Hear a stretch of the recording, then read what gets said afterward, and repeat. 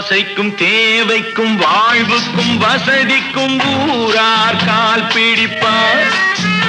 ஒரு மானமில்லை அதில் ஈனமில்லை, அவர் எப்போதும் வால் பிடிப்பார். எதிர்காலம் வரும் என் கடமை வரும், இந்த கூட்டத்தின் ஆட்டத்தை ஒழிப்பேன்.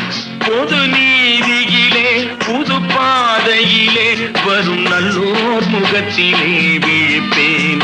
வரும் நல்லோர் முகத்திலே விழிப்பேன். நான் ஆணையிட்டால் அது நடந்து விட்டால் இங்கு ஏழைகள் வேதனைப்பட மாட்டார்.